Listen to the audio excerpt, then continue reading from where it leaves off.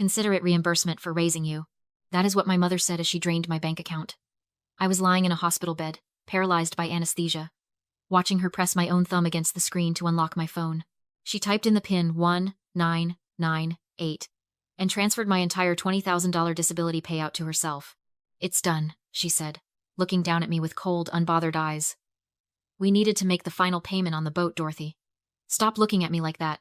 Before I tell you exactly how I made them pay back every single cent with interest, drop a comment and let me know. What's the one thing a family member has done to you that you will never, ever forgive? I'm reading every single one. 2 days later, the hospital discharged me. My father, Gregory, didn't come up to the room to help me with my bag. He just idled at the curb, honking until a nurse wheeled me out. The ride home was silent, save for his humming along to the radio, tapping his fingers on the steering wheel like he didn't have a care in the world. When we pulled into the driveway, I expected to go to my bedroom. It was on the first floor. Accessible. Safe. But as I hobbled through the front door on my crutches, my mother blocked the hallway. We moved your things downstairs, Sierra said, pointing to the door that led to the basement. The basement? I asked. Mom, it's unfinished. It's damp. And I have a shattered leg. Savannah needs your room, she replied, her voice smooth, reasonable, the way it always was, when she was being cruel. She's starting a podcast. She needs the natural light for her content. Besides, the basement is private. You can recover in peace without bothering anyone. I looked at the narrow, uncarpeted stairs. Every step would be a battle. But I didn't argue. I didn't beg. I just tightened my grip on the crutches and began the descent. That was the moment I stopped being their daughter and started being their tenant. I'm Dorothy, 26 years old. I spent 4 years coordinating complex supply chains for the military in active combat zones. I moved millions of dollars of equipment through hostile territory without losing a crate. I solved impossible problems for a living. And now, I was sleeping on a cot next to a leaking water heater because my sister needed creative space. Lying there in the dark, listening to the furnace rattle, I thought about the math. It always came down to the math. 2 weeks ago, the surgeon told me the operation to reconstruct my knee and save my mobility would cost $12,500 out of pocket because the specialized procedure wasn't fully covered by my veterans benefits yet. I went to Gregory and Sierra. I showed them the paperwork. I didn't ask for a gift. I asked for a loan. I offered to pay interest. We're liquidating assets right now, Dorothy, Gregory had said, looking pained. We just don't have that kind of cash lying around. You'll have to wait. I believed him. I actually believed him. Until the day before my surgery, when I saw the paperwork on the kitchen counter. A bill of sale for a 2024 cabin cruiser. Price tag, $185,000. They named it the Golden Savannah. They didn't have $12,000 to save my leg, but they had nearly $200,000 to float my sister's ego on the lake. That night in the basement, the only light came from my phone screen. I heard a tap on the high window well. It was Thomas, my younger brother. He climbed through the window because he wasn't allowed to disturb the peace upstairs. He looked different. Lighter. It took me a second to realize why his tool belt, the one he wore like a second skin, was gone. I heard about the money, he whispered. He reached into his jacket pocket and pulled out a stack of cash. Wrinkled 10s, 20s, a few 50s. It's $1,800. It's not enough for the surgery, but it'll cover your meds and physical therapy for a month. I stared at the money. Thomas, where are your tools? He looked away, rubbing his grease-stained hands on his jeans. I don't need them right now. I can borrow the shop set. He was lying. A mechanic without his own tools is a laborer, not a craftsman. He had sold his livelihood years of collecting high-end wrenches and diagnostic computers just to buy me antibiotics. He stripped his own future to patch up my present. My parents bought a boat to show off to neighbors who didn't like them. My brother sold his dreams to make sure I didn't get an infection. I took the money, not because I wanted to, but because rejecting it would have dishonored the sacrifice. As Thomas climbed back out into the cold night, I looked up at the ceiling where I could hear Savannah's footsteps pacing in my old room. They thought they had buried me down here. They thought I was broken, broke, and powerless. But they forgot one thing about logistics. You don't need to be the loudest person in the room to control the supply line. You just need to know where the choke points are. And sitting there in the moldy dark, I realized I didn't just want to walk again. I wanted to own the ground they stood on. I didn't leave immediately. Leaving requires a plan, and a plan requires intelligence. If I stormed out the front door screaming, I would just be the ungrateful daughter throwing a tantrum. I needed to be something else. I needed to be a ghost. I waited until 3 a.m. The house was silent. settling into its foundation with the heavy, expensive groans of a property my parents couldn't afford to maintain. My leg throbbed. A dull, rhythmic reminder of why I was awake. But I ignored it. I slid off the cot and lowered myself to the concrete floor. I didn't need to hack my father's computer to know he was lying about his finances. I knew Gregory. He was a man of physical habits. He didn't trust the cloud. He trusted boxes he could tape shut and ignore. I crawled toward the furnace in the back corner of the basement. We used to call it the shame corner. It was where broken appliances went to die, hidden behind a false wall of old insulation. I pulled aside a stack of water-damaged cardboard boxes and found what I was looking for. 3 plastic bins, shoved deep into the shadows, overflowing with unopened mail. I clicked on my phone's flashlight and started digging. It wasn't just bad. It was catastrophic.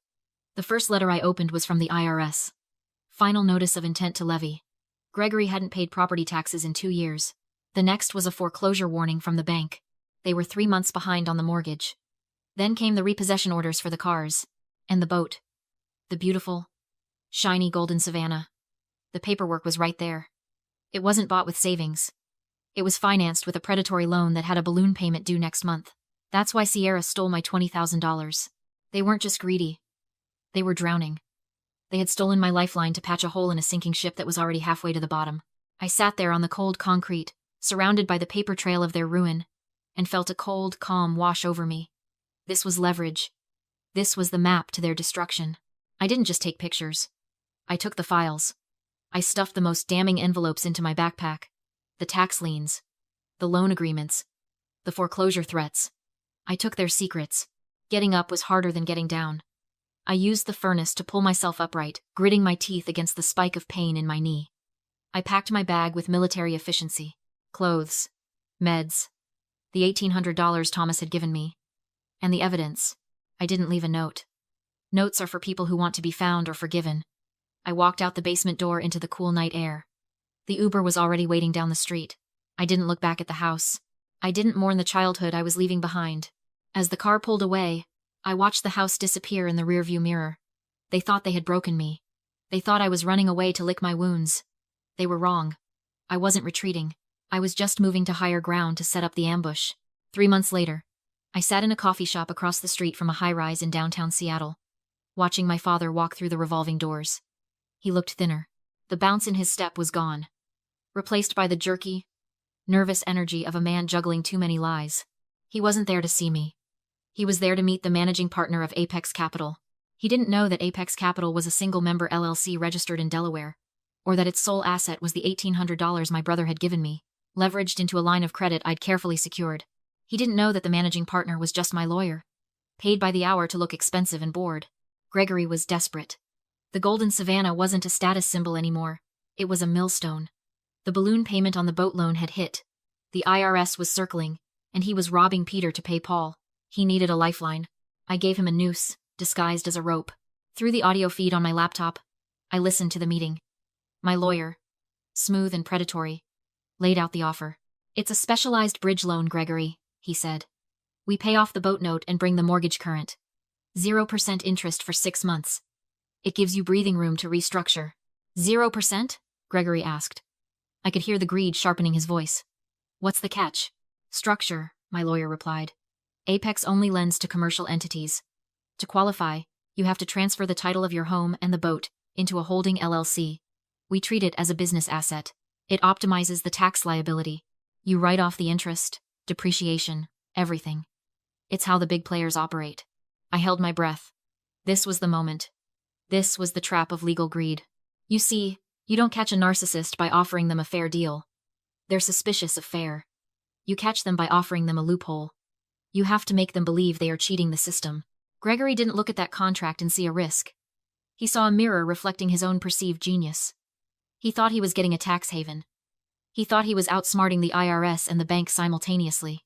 He believed the rules didn't apply to him because he was special. He didn't read the use of collateral section. He didn't ask why the default clauses were so specific. He just saw tax write-off and 0 interest. "I've always said the tax code is optional for people who know how to read it," Gregory chuckled. I heard the scratch of a pen. That sound was the deed to my childhood home transferring from Gregory and Sierra to Apex Holdings LLC. "Done," Gregory said, sounding triumphant. "When do the funds hit?" "By close of business," my lawyer said. Welcome to the portfolio. I watched my father exit the building 10 minutes later. He was beaming. He pulled out his phone, probably calling Sierra to tell her he'd pulled off the deal of the century. He walked with the swagger of a man who had just dodged a bullet. He didn't know he had just stepped onto a landmine. By transferring the house and boat into a commercial LLC to secure a business loan, he had legally redefined his home. It wasn't a residence anymore. It was an office. And commercial contracts have very different rules than residential mortgages. I took a sip of my cold coffee. The trap was set. Now, I just had to wait for him to spring it. The contract my lawyer drafted had a poison pill buried in Clause 14, Section B. It was standard for commercial loans, but lethal for people like my parents. It stated that all collateral, the house and the boat, was strictly for business use only. Any personal use of the assets would constitute a material breach of contract, trigger immediate repayment in full, and, crucially, expose the borrower to federal tax fraud investigation. To keep the 0% interest and the tax write-offs, they had to treat their home like an office and their yacht like a corporate transport vessel. No sleeping in the master bedroom. No Sunday cruises. I knew they wouldn't last a week. They lasted 4 days. On Sunday morning, my phone buzzed with an Instagram notification. Savannah, Style is live. I opened my laptop and clicked the link. The video feed filled the screen. There they were, aboard the Golden Savannah, cruising through the Sound. The sun was shining. The music was blasting.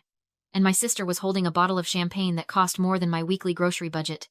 Celebrating the new family business venture, Savannah shouted over the wind, panning the camera to show my parents. Gregory was wearing a captain's hat, steering with one hand and holding a cigar with the other. Sierra was lounging on the white leather seats, laughing. To Apex Capital, Gregory roared, raising his glass. To partners who understand vision. I hit the record button on my screen capture software. They weren't just breaking a contract. They were documenting a federal crime.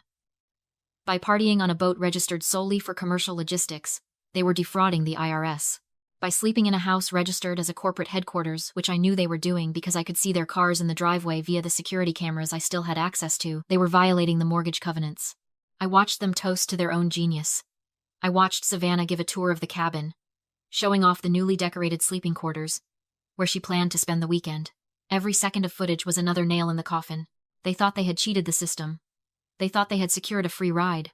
They didn't realize that Apex Capital wasn't a partner. It was a mirror, and it was about to break. I downloaded the video file. I saved it to 3 different hard drives. Then I opened the folder containing the foreclosure documents my lawyer had prepared weeks ago, just waiting for this moment. I didn't feel angry watching them celebrate. I felt the cold, mechanical satisfaction of a trap snapping shut. They had signed a document agreeing that any breach would result in an immediate cross-default, meaning I didn't have to take them to court to seize the assets. They had already voluntarily surrendered them in the event of a violation. They were trespassing on my boat. They were squatting in my office building. I picked up my phone and dialed my lawyer. "Did you see the stream?" I asked. "I did," he replied, his voice devoid of emotion. "Clear violation of Clause 14. Plus the tax implications. It's a slam dunk. Execute the default notice," I said. "Schedule the meeting for tomorrow morning. Tell them it's a strategy session to discuss expansion." "Understood," he said. "Do you want security on standby?" "Yes," I said, "and have the eviction notice notarized." I hung up and looked at the frozen image of my father on the screen, laughing with his cigar. He looked so happy. He looked like a man who had gotten away with everything. He had less than 24 hours left in the life he thought he owned. Monday morning. The conference room at the law firm was cold, smelling of lemon polish and expensive coffee. I sat in the high-backed leather chair at the head of the table, facing the window, watching the city wake up below. My lawyer sat to my right, a silent sentinel with a stack of documents perfectly aligned in front of him. At 9 a.m. sharp, the door opened. I didn't turn around. I listened to the heavy, confident footsteps of my father and the lighter, clicking heels of my mother. They were talking to the receptionist, their voices loud, filling the space with that particular brand of entitlement they wore like armor. "Just a formality," Gregory was saying. "We're expanding the partnership. Big things on the horizon." They sat down. I heard the rustle of coats, the scrape of chairs. "So," Gregory barked, "where's this partner of yours?" "The owner is here," my lawyer said. I turned my chair. The room fell into stunned silence. Gregory's smirk froze. Sierra stared like she'd seen a ghost. "I invited you," I said calmly. "This is a business meeting," Gregory snapped. "Get out." "I'm not here as your daughter," I said, sliding a file onto the table. "I'm Apex Capital." I bought all your debt 3 months ago. The house, the boat, every credit line. I own it. That's impossible, he sputtered. You also violated Clause 14, I said, tossing down photos of their yacht party. You live-streamed tax fraud by using corporate assets for personal use. The loans are due. Now. Sierra's voice shook. We're family. No, I said. This is a liquidation. I placed one document in front of Gregory. Voluntary surrender of assets. Sign and walk free today.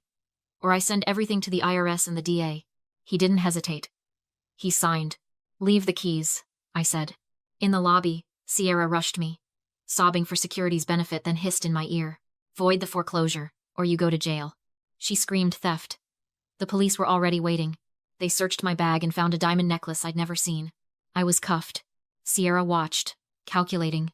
Officer, I said evenly. That isn't a button on my lapel. It's a body cam. It's been recording. My lawyer arrived with the footage. It showed Sierra planting the necklace. The cuffs came off me.